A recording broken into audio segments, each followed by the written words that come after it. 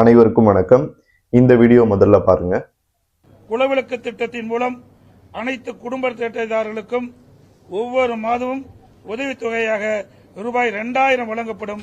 இத்தொகை குடும்ப தலைவரின் வங்கிக் கணக்கில் செலுத்தப்படும். வாக்குறுதி எண் 2, ஆண்களுக்கும் மகளிருக்கும் கட்டணமில்லா பேருந்து பயண திட்டம்.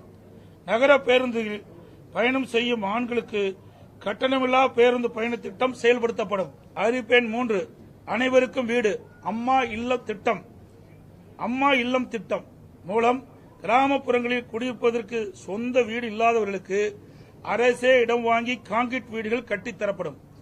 அதேபோல நகர பகுதியில் சொந்த வீடு இல்லாதவர்களுக்கு அரசே இடம் வாங்கி அடுக்குமாடி வீடுகள் கட்டி அம்மா இல்லம் திட்டம் மூலம் விலையில்லாமல் வழங்கப்படும். அறிவிப்பெண் 4, 100 நாட்கள் வேலை வாய்ப்பு திட்டம் 150 நாட்களாக உயர்த்தப்படும். அறிவிப்பெண் 5, அம்மா இருசக்கர வாகனம் வழங்கும் திட்டம். மகளிருக்கு ரூபாய் 25,000 மானியத்துடன் 5 லட்சம் மகளிருக்கு அம்மா இருசக்கர வாகனங்கள் வழங்கப்படும். ஓகே, இந்த வீடியோ பார்க்கும்போதே உங்களுக்கு புரிஞ்சிருக்கும். அதிமுகவினுடைய முதற்கட்ட தேர்தல் வாக்குறுதிகளை எடப்பாடி பழனிசாமி அவர்கள் தெரிவிச்சிருக்காரு. ஸோ அவர் சொன்ன முக்கியமான அந்த 5 வாக்குறுதிகள் ஆல்ரெடி நீங்க பார்த்துருப்பீங்க. இருந்தாலும் அதை கொஞ்சம் நான் எக்ஸ்பிளைன் பண்ணிடுறேன். முதல் வாக்குறுதியா அவர் சொல்லியிருப்பது 2000 ரூபாய் மாதந்தோறும் ரேஷன் கார்டு இருக்கிற குடும்பங்களுக்கு வழங்கப்படும் அப்படின்னு சொல்லியிருக்காரு. 2வது வாக்குறுதியா அவர் சொல்லியிருக்கிறது ஃப்ரீ பஸ் ஆண்களுக்கும் அந்த திட்டம் செயல்படுத்தப்படும் அப்படின்றத தெரிவிச்சிருக்காரு. ஆல்ரெடி ஃபீமேல் லேடிஸ்க்கு இருக்கு, இப்போ ஆண்களுக்கும் அந்த திட்டத்தை எக்ஸ்பேண்ட் பண்ற மாதிரி அதுல சொல்லியிருக்காரு. 3வது திட்டமா அவங்க சொல்லியிருப்பது அம்மா ஹவுசிங் ஸ்கீம் திட்டம், அம்மா இல்லம் திட்டம். அது மூலமா ஷெட்யூல் காஸ்ட் மக்களுக்கு இண்டிவிஜுவல் வீடுகள் கட்டித்தரப்படும். இதர பிற்படுத்தப்பட்ட மக்களுக்கு அபார்ட்மெண்ட் அடுக்குமாடி வீடுகள் கொடுக்கப்படும் அப்படின்றத தெரிவிச்சிருக்காரு. அதன் பிறகு 4வது வாக்குறுதியா சொல்லியிருப்பது ஊரக வேலை வாய்ப்பு திட்டத்தை எக்ஸ்பேண்ட் பண்ணுவோம், 100 நாள் முதல் 150 நாள் வரைக்கும் கொண்டு வருவோம் அப்படின்னு இவர் சொல்லியிருக்காரு. சென்ட்ரல் கவர்மெண்டோட ஒத்துழைப்பு இல்லைன்னா இந்த ஸ்கீமை செயல்படுத்த முடியாது, இந்த பர்டிகுலர் ஸ்கீமை மட்டும். அடுத்து 5வது வாக்குறுதியா அவர் சொல்லியிருப்பது அம்மா 2 வீலர் ஸ்கீம். இதன் மூலமா சப்சிடரி 25,000 அனைத்து மகளிருக்கும் வழங்கப்படும் அப்படின்றத தெரிவிச்சிருக்காரு. ஓகே, இந்த ஸ்கீம்ல இந்த அம்மா 2 வீலர் ஸ்கீமும் அந்த இலவச வீடு திட்டம் இது ரெண்டுமே ஆல்ரெடி அதிமுக ஆட்சியில செயல்படுத்தப்பட்டு ஃபெயில் ஆன ஸ்கீம்ஸ், பெரும்பாலும் மக்கள் மத்தியில கொண்டு செல்லப்படாத திட்டங்கள் இது. ஏன்னா ஒரு கட்டத்துக்கு மேல அதை செயல்படுத்த முடியாது. ஒரு கட்டத்தின் பிறகு அதனுடைய அந்த ஃபண்ட் ஜென்ரேஷன் இது மாதிரி பல விஷயங்கள் இருக்கு. அதனால சப்சிடரி நிறைய பேருக்கு அப்ளிகேஷன் கேன்சல் ஆச்சு. ஸோ இது எல்லாமே ஒரு பக்கம் இருக்கட்டும். இப்போ இந்த ஸ்கீம், இந்த அனௌன்ஸ்மெண்ட் இதெல்லாம் பார்த்த உடனே ஒரு குரூப், இலவசத்தையே நம்பி இருக்கிற குரூப் அல்லது இலவசத்தினால அட்ராக்ட் செய்யப்பட்ட ஒரு குரூப் மிகப்பெரிய சந்தோஷத்துக்கு உள்ளாயிருப்பாங்க. ஆனா இது எல்லாத்தையுமே நம்ம ஒரு கவர்ச்சிகர ஸ்கீமா பாக்குறோம். இது பின்னாடி இருக்கிற ஒரு டார்க்னஸ், ஒரு ஆபத்து நிறைய பேருக்கு தெரியறது இல்லை. முதல்ல தமிழ்நாட்டினுடைய கடன் அளவு என்ன அப்படின்றத நம்ம இப்ப பார்த்துருவோம். எல்லாமே ஃபேக்சுவலா டேட்டா பேஸ்ல தான் நான் சொல்ல இருக்கிறேன். நான் இப்ப சொல்ற இந்த டேட்டா எல்லாமே IMF, இன்டர்நேஷனல் மானிட்டரி ஃபண்ட், அதுக்கப்புறம் RBI இவங்களோட டேட்டால இருந்து எடுத்தது. ஸோ தமிழ்நாட்டினுடைய தற்போதைய கடன் அளவு March 31, 2026 அப்போ எடுத்த இந்த டேட்டா படி பார்க்கும்போது கடன் அளவு 9.3 லட்சம் கோடி ரூபாய் இருக்கு அப்படின்னு சொல்றாங்க. நியூமரிக்கா நான் சொல்லணும் அப்படின்னு நம்ம பார்த்தோம்னா 9,29,959 லட்சம் கோடி கடன் தமிழ்நாட்டுல இருக்கு. இதுல பெரும்பாலும் இந்த கடன் எதுக்கு வாங்கப்பட்டது அப்படின்னு பார்க்கும்போது இலவச திட்டங்களை அமல்படுத்த இதுக்கு முன்னாடி இருந்த ஆட்சியாளர்களும் இப்ப இருக்கிற ஆட்சியாளர்களும் வாங்கின தொகை தான் இது. இதுல 26.07% நம்மளுடைய கடன் அளவானது இருக்கு அப்படின்றத தெளிவுபடுத்துறாங்க. இப்போ இருக்கிற கவர்மெண்ட் 2025 முதல் 26 இந்த இடைப்பட்ட கால அளவுல கடன் வாங்க எவ்வளவு திட்டம் போட்டிருக்காங்க, எவ்வளவு பிளான் அப்படின்னு நம்ம பார்க்கும்போது 1,62,906 லட்சம் கோடி இப்போ கடன் வாங்குறதா இருக்காங்க. இந்த கடன் பிளானை எப்படி எக்ஸிக்யூட் பண்ண போறாங்கன்னு தெரியல. ஏன்னா இது ரொம்ப ரொம்ப ஒரு ஆபத்தான ஒரு மூமெண்ட். ஏன்னா ரெவன்யூ ஜென்ரேஷன் இப்ப தமிழ்நாடு நீங்க எடுத்துக்கிட்டீங்கனாலே பெரும்பாலும் நம்மளோட ரெவன்யூ ஜென்ரேஷன் துறைகளா இருப்பது ஒன்று டாஸ்மாக், இன்னொன்று அக்ரிகல்ச்சர், இது மாதிரி பல செக்டார்ஸ் இருக்கு. இதுல டாப் லீடிங் செக்டார்ஸ் அப்படின்னு நம்ம பார்த்தோம்னா டாஸ்மாக் செக்டார் தான். டாஸ்மாக் செக்டாரை பொறுத்த வரைக்கும் 90% அவங்களால முடிஞ்ச அளவு ரெவன்யூ ஜென்ரேஷன் பண்றாங்க. பெரிய அளவுக்கு அதுல கட்டுப்பாடுகள்லாம் இல்லை. இப்ப எந்த கவர்மெண்ட் வந்தாலும் டாஸ்மாக குறைக்கிறோம்னு சொல்லுவாங்க. பட் அப்படி கிடையாது. சில இடங்கள்ல சில கடைகளை மூடுவாங்க. ஒரு கடையை மூடனா 3 கடையை கிராமப்புறங்களை திறப்பாங்க. அதுதான் வந்து ஃபேக்ட், அதான் நிதர்சனமான உண்மை. ஸோ அப்படி ரெவன்யூ ஜென்ரேஷன் பண்ணியுமே நம்ம தமிழ்நாட்டினுடைய கடன் அளவானது 26.07% உயர்ந்திருக்கு. இது ரொம்ப ரொம்ப மோசமான ஒரு நிதி நிலைமை அப்படின்றதுதான் நம்ம தெரிஞ்சுக்கிட்ட ஒரு விஷயமா இருக்கு. ஒரு கவர்மெண்ட் இந்தியாவில் ஸ்டேட் கவர்மெண்ட் எடுத்துக்கிட்டோம்னா 10 to 12% கடன் அளவு இருந்துச்சுன்னா அது ஒரு சமமான நிலை, அதுல எந்த ப்ராப்ளமும் இல்லை. ஆனா அது 20% டச் பண்ணுதுன்னா நிதி நெருக்கடியை அந்த மாநிலத்துக்கு கொடுக்கும் அப்படின்றதுதான் IMF-ஓட டேட்டால இருந்து நம்ம தெரிஞ்சுக்கிற விஷயமா இருக்கு. ஆனா தமிழ்நாட்டினுடைய கடன் அளவு 26.07% உயர்ந்திருப்பது மிக மிக ஒரு மோசமான நிலையை தான் நம்மளுக்கு இங்க கொடுக்குது.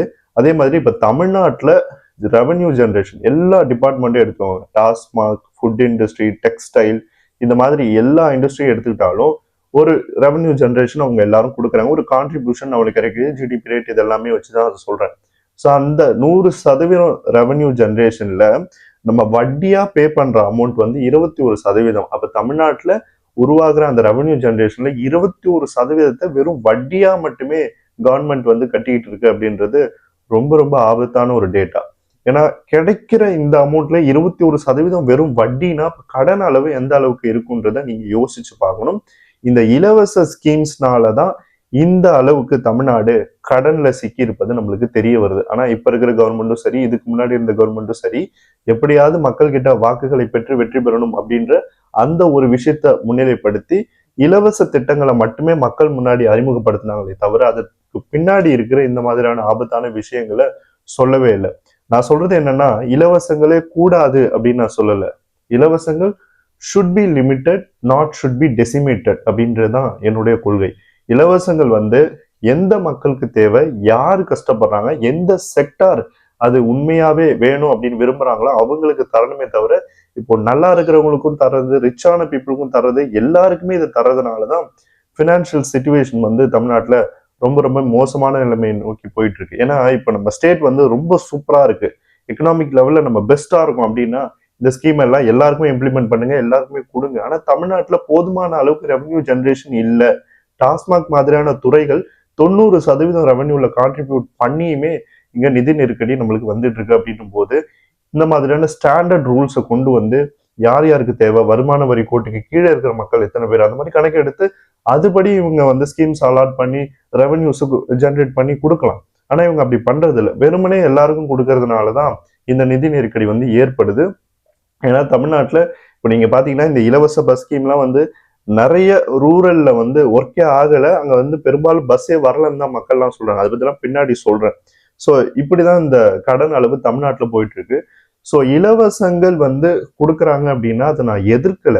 பட் அது யாருக்கு கொடுக்கணும் அப்படின்னு ஒரு கான்செப்ட் இருக்கு. அதை வந்து ஆட்சியாளர்கள் புரிஞ்சு செயல்படுத்தணும் அப்படின்றதுதான் நம்மளுடைய ஒரே குறிக்கோளா இருக்குது. இப்போ எடப்பாடி பழனிசாமி அவர்கள் சொல்லியிருக்காரு 2000 per month அப்படின்னு அனைத்து குடும்ப அட்டைதாரர்களுக்கும். இப்போ நடுத்தர குடும்பங்களே வந்து 2.2 கோடி தமிழ்நாட்டுல இருக்காங்க ரேஷன் கார்டோட. இல்லாதவங்க எத்தனை பேருன்னு தெரியல. அந்த ரேஷன் கார்டோட இருக்கிற அந்த 2.2 கோடி மக்களுக்கு 2000 per month அப்படின்னு நம்ம கொடுத்தோம்னா 50,000 கோடி கடன் வாங்கினா மட்டும்தான் இந்த ஸ்கீமை செயல்படுத்த முடியும் அப்படின்றது RBI-யோட டேட்டால இருந்து நம்ம புரிஞ்சுக்கிற ஒரு விஷயமா இருக்கு. இப்ப 50,000 கோடி தமிழ்நாடு அரசு கடன் வாங்குச்சுன்னா நம்மளோட கடன் அளவு 30% டச் பண்ணும். அப்படின்னா அது இன்னும் மோசமான ரெட் ஜோன்னு சொல்லுவாங்க, அந்த நிலைமைக்கு போயிடும். தமிழ்நாடோட பினான்சியல் சிச்சுவேஷன் வந்து பேக்வர்ட் ஆயிடும். அடுத்த ரெண்டாவது விஷயம், இவர் வந்து ஆண்களுக்கும் இலவச பேருந்து அப்படின்ற மாதிரி ஒரு ஸ்கீமை சொல்லியிருக்காரு. ஆக்சுவலா பெண்களுக்கு அது செயல்படுத்தும் போதே அதுல பெரிய நிதி நெருக்கடியை அரசு போக்குவரத்து கழகம் சந்திச்சுது, தமிழ்நாடு அரசு போக்குவரத்து கழகம். அதை வந்து சமன்படுத்துற விதமா தான் அவங்க இன்னும் நிறைய ஸ்கீம்ஸை வந்து அது கூட சேர்ந்து அறிவிச்சாங்க. ஆனா அது எதுவுமே ஒர்க் ஆகலை. இப்ப இவர் ஆண்களுக்கும் சேர்த்து சொல்லியிருக்காரு. சரி, ஓகே, ஆண்களுக்கும் இலவச பேருந்து பயண திட்டத்தை அமல்படுத்துறாங்கன்னு வச்சுப்போம். அதனால வர்ற நிதி நெருக்கடி நம்ம பார்த்தோம்னா 7,600 கோடி ரூபாய் வருது. அந்த 7,600 கோடி ரூபாயை கடன் வாங்கினா மட்டும்தான் இந்த ஸ்கீமை அமல்படுத்த முடியும். அப்படின்னா நம்ம டெப்த் ரேட் எவ்வளவு ஆகும்? 40% டச் பண்ணும். ஸோ இன்னும் மோசமான நிலைமைக்கு தமிழ்நாடு அரசினுடைய நிதி நிலைமை போயிடும். ஸோ இது எதையுமே புரிஞ்சுக்காம தமிழ்நாட்டுல இத்தனை வருடம் ஆட்சி செஞ்ச கட்சியில இருந்த ஒருத்தர், இதுக்கு முன்னாடி முதலமைச்சராக இருந்தவர், இப்போதைய எதிர்கட்சி தலைவர், இப்படிப்பட்ட இலவச அறிவிப்புகளை தமிழ்நாடு அரசினுடைய நிதி நிலையை புரிஞ்சுக்காம வெளியிட்டது ரொம்ப ரொம்ப கண்டனத்திற்கு உரிய ஒரு விஷயமா தான் நான் பாக்குறேன். இலவசங்கள் தேவைப்படுற, அது உண்மையாலுமே அந்த மக்களுக்கு சென்றடையணும் அப்படின்ற ஒரு கான்செப்ட் இருக்கிற இடத்துக்கு தான் அது போகணும். ஆனா இங்க அப்படி போதா? இல்ல. இப்போ சென்னை நீங்க எடுத்துட்டா கூட செக்ரட்டரியேட்ல ஒர்க் பண்றவங்க, கலெக்டரேட்ல ஒர்க் பண்றவங்க அண்ட் கவர்மெண்ட் ஆஃபீஸ்ல ஒர்க் பண்ற மகளிர் நிறைய பேர் இருக்காங்க. அவங்க சம்பளம்லாம் 60,000 70,000 வரைக்கும் கூட இருக்கும். அவங்களாம் டெய்லி இந்த ஃப்ரீ பஸ் யூஸ் பண்ணி அதுக்காகவே வெயிட் பண்ணி வராங்க போறாங்க. ஸோ இந்த ஸ்கீம் வந்து 40% யாருக்கு தேவையில்லையோ அவங்க கிட்ட போய் சேர்ந்துட்டு இருக்கு. அவங்க இதை வந்து எக்ஸ்டர்னலா யூஸ் பண்ணிட்டு இருக்காங்க. ஸோ கவர்மெண்ட் ஸ்கீம்ஸ் வந்து எல்லாமே எல்லாருக்கும் அப்படின்ற கான்செப்டே தப்பு. முதல்ல அது யாருக்கு தேவையோ அவங்களுக்கு தான் போய் சேரணும். எல்லாருக்கும் கொடுக்கணும்னா கவர்மெண்ட் பர்ஃபெக்டா ரன் ஆகணும். பினான்சியல் சிச்சுவேஷன்ல தமிழ்நாடு பெட்டரா தான் இருக்கு, அதை நான் ஒத்துக்கிறேன். ஆனா ரொம்ப பெட்டரா இருக்கா? இல்ல. அதுதான் இங்க விஷயமே. அவங்க இப்போ இருக்கிற பினான்சியல் சிச்சுவேஷனை புரிஞ்சுக்கிட்டு அரசியல் கட்சிகள் இந்த தேர்தல் வாக்குறுதிகளை கொடுக்கணும் அப்படின்றதுதான் என்னுடைய ஒரே கோரிக்கை. ஆனா எடப்பாடி பழனிசாமி அவர்கள் கொடுத்த இந்த தேர்தல் வாக்குறுதியை பார்க்கும்போது எனக்கெல்லாம் ஒண்ணுமே புரியல. என்ன இந்த அளவுக்கு மோசமான ஒரு பினான்சியல் சிச்சுவேஷனை வச்சுட்டு இந்த தேர்தல் அறிக்கை எல்லாம் கொடுத்திருக்காரு. அதுவும் இவர் புதிய கட்சிலாம் கிடையாது, இதுக்கு முன்னாடி கவர்மெண்ட் ரன் பண்ணிருக்காரு. இவருக்கு பினான்சியல் சிச்சுவேஷன் தெரியும். நம்ம என்ன ஜெயிச்சிருவா போறோம், ஏதோ சொல்லி வைப்போம் அப்படின்னு சொன்னாரான்னு தெரியல. இதெல்லாம் இம்பாசிபிள். இதை பண்ணாங்கன்னா தமிழ்நாடு ரொம்ப ரொம்ப மோசமான ஒரு நிதி நெருக்கடியில சிக்கிடும். அடுத்தது அந்த அம்மா இலவச வீடு திட்டம். ஆல்ரெடி இது ஜெயலலிதா அவர்கள் உயிரோடு இருக்கும்போதே அமல்படுத்தப்பட்டு தோல்வி அடைந்த ஒரு திட்டம். இந்த திட்டம் இப்ப செயல்படுத்தணும் அப்படின்னு நம்ம பார்த்தோம்னா 38,000 to 40,000 கோடி கடன் வாங்கினா மட்டும்தான் இந்த ஸ்கீமை அட்லீஸ்ட் 1 கோடி பேருக்காவது நம்ம பண்ண முடியும். அதுவும் பாசிபிளே கிடையாது. ஸோ பாசிபிளே இல்லாத இந்த திட்டத்தை வந்து அனௌன்ஸ் பண்ணியிருக்காரு. எந்த டேட்டா பாயிண்ட்டும் கிடையாது. இந்த நிதி நெருக்கடியை சமாளிக்க என்ன பிளான் எடப்பாடி பழனிசாமி அவர்கள்கிட்ட இருக்குன்னு தெரியல. ஃபர்ஸ்ட் அவருக்கு இந்த பினான்சியல் மேனேஜ்மெண்ட்னா என்னன்னு தெரியுமான்னு கூட எனக்கு தெரியல. ஏன்னா அந்த மாதிரி நாலேஜ் இருக்கிற ஒரு ஆள் தான். ஸோ இது தொடர்ந்து இப்படிதான் இவங்க வந்து பண்ணிட்டு இருப்பாங்கன்னு தெரியுது. ஏன்னா அதிமுகவே இப்படி ஒரு தேர்தல் அறிக்கை கொடுத்துருக்கு அப்படின்னா திமுகவும் இதை விட இன்னும் இலவசங்களை அதிகமா சொல்லிதான் தேர்தல் அறிக்கைகளை வெளியிடுவாங்க. அரசியல் கட்சிகளை பொறுத்த வரைக்கும் அவங்க வின் பண்ணணும். நாடு எப்படி போனான்னு, நிதிநிலை எப்படி போனான்னு, மற்ற விஷயங்களை பத்திலாம் உங்களுக்கு கவலை இல்லை. அதனாலதான் இப்ப தமிழ்நாட்டினுடைய நிதி நெருக்கடி 26.07% உயர்ந்திருக்கு. ஆனா இவங்க தொடர்ந்து வந்து இந்த மாதிரி ஸ்கீம்ஸ் அனௌன்ஸ் பண்றது என்னை பொறுத்த வரைக்கும் ஒரு ஆச்சரியமான விஷயமா இருக்கு. அண்ட் இலவசங்கள்னால தேர்தலில் ஏதாவது பாதிப்பு ஏற்படுமா அப்படின்னு கேட்டீங்கன்னா நிச்சயமா கிடையாது. இந்திய அளவுல மட்டும் இல்ல, தமிழ்நாட்டிலே இலவசங்களுக்கு ஓட்டு போடுற மக்களோட கவுண்டே 8% தான். அது நிறைய பேர் சொல்லுவாங்க இலவசங்களை கொடுத்துட்டா மக்கள் ஓட்டு போட்டுருவாங்க அப்படின்னு. அதெல்லாம் கிடையாது. அது எல்லாமே ஃபேக்சுவல் எரர். அவங்க வந்து அது ஒரு கான்செப்டா கிரியேட் ஆயிடுச்சு. இலவசங்களை கொடுத்தா நம்ம ஜெயிச்சிடலாம் அப்படின்றது அது உண்மையே கிடையாது. நீங்க டேட்டா பேஸ் எடுத்து பாத்தீங்கன்னா ஒரு எலெக்ஷனுக்கும் அது ரொம்ப ரொம்ப டிஃப்ரெண்டா இருக்கும். உங்களுக்கு அது கிளியர் பிக்சரையே கொடுத்துரும். ஸோ ஜெகன்மோகன் ரெட்டி ஆந்திர பிரதேஷ்ல அவர் கொடுக்காத இலவசங்கள் கிடையாது. 2019 அவர் வின் பண்ணதுக்கு அப்புறம். அதுக்கப்புறம் 2024 அவர் எவ்வளவு சீட்டு வின் பண்ணார் தெரியுமா? 11 சீட்டு எதிர்கட்சியா கூட அவரால் வர முடியல. ஜெயலலிதா அவர்கள் பெரிய அளவுக்கு இலவசங்களை கொடுத்துருக்காங்க. அவங்களாலையும் சில எலெக்ஷன்ஸ்ல தொடர்ந்து ஜெயிக்க முடியல, தோல்வியை தழுவிருக்காங்க. கலைஞர் அவர்கள் டிவிலாம் கொடுத்து கூட தோத்துருக்காரு. ஸோ இப்படிதான் வந்து தமிழ்நாட்டுல இலவசங்களோட பங்களிப்பு இருக்கு. ஆனா என்ன நினைக்கிறாங்கன்னா ஒரு இன்செக்யூரிட்டினால நம்ம இலவசங்களை கொடுத்து வைப்போம், அதனால ஒரு ஓட்டு வரும் அப்படின்னு அவங்க நம்புறாங்க. பட் அது அப்படி கிடையாது. ஏன்னா இலவசங்களுக்காகவே மக்கள் ஓட்டு போடுறாங்க அப்படின்னு நம்ம எடுத்துக்கிட்டோம்னா இந்தியாவில் இருக்கிற பெரும்பாலான செல்வந்தர்கள் எல்லாரும் முதலமைச்சர் ஆயிருக்கணும், இல்லைன்னா பெரிய பெரிய பொசிஷன்ல இருந்திருக்கணும். அப்படி கிடையாது. கொள்கை, சித்தாந்தம், அடிப்படைவாதம் இது எல்லாத்தையும் வச்சுதான் இன்னைய வரைக்கும் ஒரு 70% மக்கள் வாக்களிக்கிறாங்க. அவங்களால மட்டும்தான் இந்த ஜனநாயகம் இன்னமும் நின்றுட்டு இருக்கு. ஏன்னா இந்த காசு, இலவசம் இந்த மாதிரியான விஷயங்களுக்கே மக்கள் டோட்டலா மாறி ஓட்டு போட ஆரம்பிச்சாங்கன்னா நான் சொன்ன மாதிரி பெரிய பெரிய பணக்காரங்க தான் இங்க முதலமைச்சர்களாகவும் பிரதமராகவும் இருந்திருக்கணும்.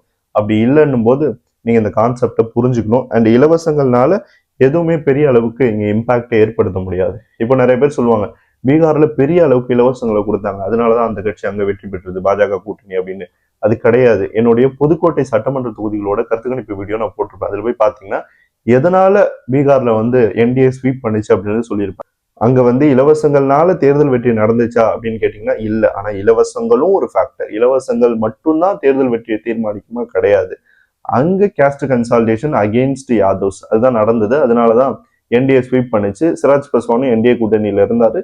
ஸோ யாதவ்க்கு எதிரான சமூகங்களினுடைய போலரைசேஷன்ல அங்க பாஜக கூட்டணி ஸ்வீப் பண்ணுச்சு. இலவசங்களும் ஒரு ஃபேக்டர். ஆனா இலவசங்கள் மட்டும்தான் பாஜக ஜெயிக்க வச்சுச்சு அப்படின்னு சொன்னீங்கன்னா இட்ஸ் அ ஃபேக்சுவல் எரர். அதுக்கப்புறம் மகாராஷ்டிரா தேர்தல் இப்ப நடந்த இந்த உள்ளாட்சி தேர்தலில் சட்டமன்ற தேர்தலில் ஸ்வீப் பண்ணுச்சு என்டிஏ. அதுக்கும் நிறைய பேர் சொன்னாங்க மகளிருக்கு காசு கொடுத்தாங்க அதனாலதான் ஓட்டு போட்டாங்க. அதெல்லாம் கிடையாது. ஏன்னா இலவசங்கள்னால ஒரு அளவுக்கு தான் எலெக்ஷன்ல வந்து இம்பாக்ட் ஏற்படுத்த முடியும். மகாராஷ்டிராவில் ஹிந்துத்துவா ரொம்ப அதிகம், எதிர்கட்சிகளே பெருசா கிடையாது. அதனால பாஜக பெருமளவு எதிர்கட்சிகளை ஸ்பிளிட் பண்ணிச்சு. 46% மேல அந்த கூட்டணி ஓட்டு எடுத்து 49 நினைக்கிறேன் எடுத்து வின் பண்ணாங்க. இலவசங்களும் ஒரு ஃபேக்டர். அதனால இலவசத்தை மட்டும்தான் முன்னிலைப்படுத்தி கட்சிகள் வெற்றி பெற்றது அப்படின்னு சொன்னாங்கன்னா அது ஒரு பிம்பம், ஒரு கட்டமைச்சு வச்சிருக்காங்க பிம்பம். இலவசங்களை கொடுத்தா நம்ம வெற்றி பெற முடியும்னு. அது உண்மையே கிடையாது. இலவசங்கள்னால இன்னைக்கு மட்டும் இல்ல எத்தனை வருடங்கள் ஆனாலும் ஒரு பெரிய வெற்றியை ஒரு கட்சிக்கு தர முடியாது. ஹார்ட்லி இலவசத்துக்கு ஓட்டு போடுற மக்கள் தமிழ்நாட்டுல 2 லட்சம் பேர் இருக்கலாம். அதுவே அதிகம் என்ன கேட்டா.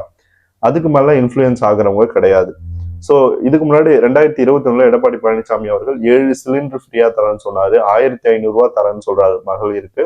ஆனா அது எதையுமே மக்கள் பெருசா எடுத்துல ஓட்டே போடல. காரணம் என்ன? கவர்மெண்ட்டை மாத்தணும், ஆன்டி இன்கம்பன்சி ஃபேக்டர், இது எல்லாத்தையுமே மையப்படுத்தி தான் அவங்க ஓட்டு போட்டாங்க. ஸோ இலவசங்களுக்காக இந்த மக்கள் ஓட்டு போடுறவங்களா இருந்திருந்தாங்கன்னா போன முறையே அதிமுக ஓட்டு போட்டு 3வது டைம் அதிமுக ஆட்சிக்கு வந்திருக்கும். ஆனா ஏன் வரலன்னா இதுதான் காரணம். ஆன்டி இன்கம்பன்சியை சமாளிக்க 10.5% ரிசர்வேஷன் எடப்பாடி பழனிசாமி அவர்கள் கொடுத்தாரு வட தமிழ்நாட்டுல. ஆனா வன்னியர்களும் அவரை கைவிட்டுட்டாங்க.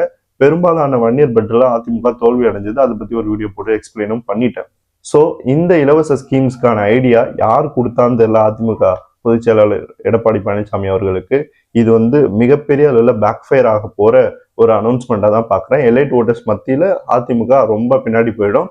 இந்த ஆண்களுக்கு இலவச பேருந்து இந்த ஸ்கீம் ஏற்கனவே கொதிப்புல இருக்கிற டாக்ஸி ஓட்டுநர்கள், ஆட்டோ ஓட்டுநர்கள் மத்தியில கொந்தளிப்பை ஏற்படுத்தும். அவங்க இப்ப ப்ரோ ஏடிஎம்கேவா இருந்தவங்க கூட இப்ப டிவிகே சைடு வருவதற்கான வாய்ப்பு இதுல நம்மளுக்கு தெரியுது. இது இலவசங்களுக்கான தேர்தல் இல்ல. அதனால மகளிர் சப்போர்ட் தாவேக்காவுக்கு 60% இருக்கு. ஆண்கள்லயும் இப்ப பெருமளவுக்கு தாவேக்காவுக்கு வந்துட்டு இருக்காங்க. 30 to 40% ஆண்கள் ஓட்டு தாவேக்காவுக்கு வரும். ஸோ இப்படிதான் இந்த ட்ரெண்ட் ஆனது ஃபாலோ ஆகுது. ஸோ இலவசங்கள்னால தேர்தல் வெற்றி கிடையாது. அதை நான் அடிச்சு 100% சொல்லுவேன். எந்த மாநில தேர்தலையும் இலவசங்கள் டிசைடிங் ஃபேக்டரே கிடையாது. One of the factor. இலவசங்களும் இருந்துச்சு, ஆனா இலவசங்களால மட்டும்தான் தேர்தலில் வெற்றி பெற்றாங்கன்றதெல்லாம் கட்டுக்கதை. அது வந்து அவங்களே கட்டமைச்ச ஒரு பிம்பம். இந்த வீடியோ பாருங்க. இளைஞர்கள் நல்ல இளைஞர்கள் இருந்தால் மட்டுமே நாம் வளர்ந்த இந்தியாவை காண முடியும். ஏனென்றால் நமது நாட்டில் எதை சொன்னாலும் முடியாது என்ற வியாதி உள்ளது. கரிகாலன் முடியாது என்றால் தமிழ்நாட்டில் கல்லணை வருமா? கிடையாது இல்லையா? கல்லணை வந்திருக்க முடியாது. பிரிட்டிஷ் ஏகாதிபத்தியை எதிர்க்க முடியாது என்று காந்தியடிகளும் சுதந்திர போராட்ட வீரர்களும் நினைத்திருந்தால் நமக்கு சுதந்திரம் கிடைத்திருக்காது இல்லையா? 54 கோடி இளைஞர்கள் தான் என்னால் முடியும் என்ற நம்பிக்கை கொண்ட இளைஞர்கள் தான் பெரியோர்களின் நல்ல தலைவர்களின் அனுபவத்துணை கொண்டு வெற்றியை காணும். ஓகே, இதுல பேசியிருக்காரு அப்துல் கலாம் அவர்கள். அவர் சொன்ன மாதிரி தான் ஒரு விஷயம் நடக்காது, நடக்க வாய்ப்பே இல்லை அப்படின்னு நிறைய பேர் சொல்லுவாங்க. அதுதான் தாவேக்காவுக்கு இப்ப சொல்லிக்கிட்டு இருக்காங்க. தாவேக்கானால வெற்றி பெற முடியாது, தாவேக்கானால அரசியல் களத்துல நிக்க முடியாது அப்படின்ட்டு. அதெல்லாம் கிடையாது. உறுதியா தாவேக்கா வெற்றி பெறும். முடியாதுன்னு சொல்றதே ஒரு வியாதி தான். ஐயா சொன்ன மாதிரி அதுதான் தமிழ்நாட்டுல இருக்கு. முடிச்சு காட்டுவாங்க தமிழ்நாட்டு மக்கள். இந்த முறை நிச்சயமாக ஆட்சி மாற்றம் நடக்கும். தமிழக வெற்றி கழகம் ஆட்சிக்கு வரும் என்பதுல எனக்கு எந்த சந்தேகமும் கிடையாது. இது போல இன்னொரு வீடியோல உங்களை சந்திக்கிறேன். நன்றி.